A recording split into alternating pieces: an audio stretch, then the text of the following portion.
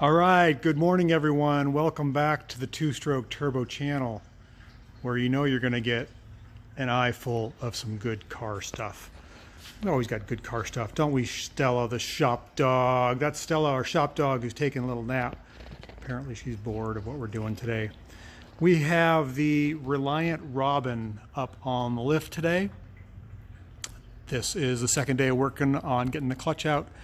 After a night of sleeping on it, we decided to go ahead and figure out what it would take to get the transmission out, to replace the clutch, and fix all the ailments. And there's a few. So I've got the radiator draining. Now, the radiator, of course, let me, a bunch of light blinking issues here. Let's see if I can turn that off. There, that might be better. So the radiator is in front of this front cross member here. The engine is sort of mid-engine, and the trouble that I'm fighting is right up there. See the red valve cover? If I tip the engine back, it hits the interior. So what I think I'm going to do is take the radiator out, which is right there, loosen the front motor mounts, which is one is here, is very soggy, and one is there, shift the whole motor 3 or 4 inches forward so it doesn't hit the valve cover, and then I can tip this thing and get it away from this factory cross member, and I think I can get the transmission off and we can access the clutch. So since yesterday the starter's gone, all the bolts are loosened up between the transmission and the engine. I've got 6 hours into this thing already.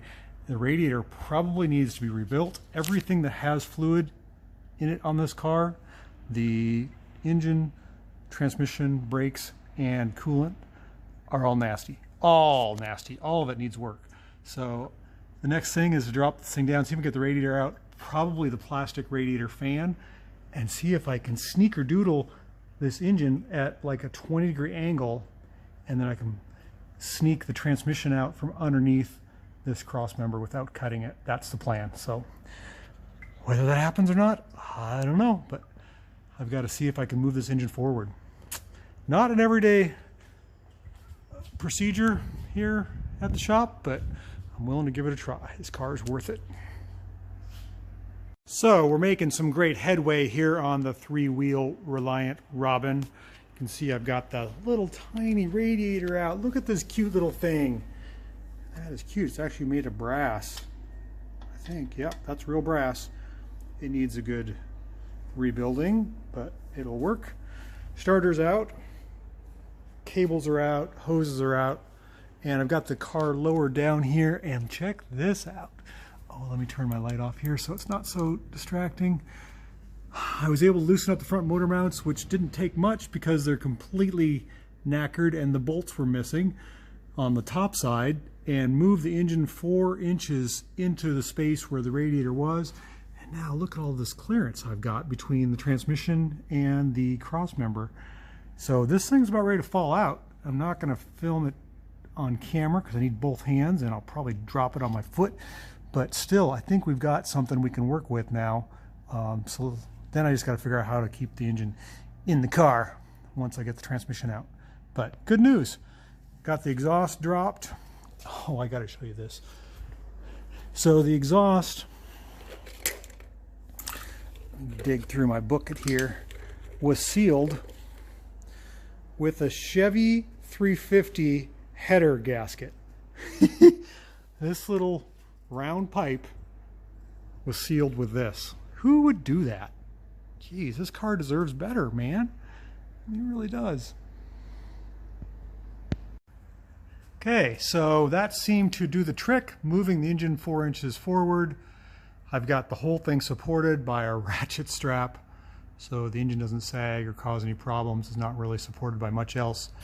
And the transmission here is on the floor, and oh boy, it's got some bearing noise. A little bit of shaft play. I think I might have a guy that can rebuild this though. So there's good news. Look at that little tiny transmission, 3-speed. So there's hope for this car. Now I'm going to get this clutch off. This clutch does not look that bad. It looks pretty new, which means that I wouldn't be surprised if that's gone bad.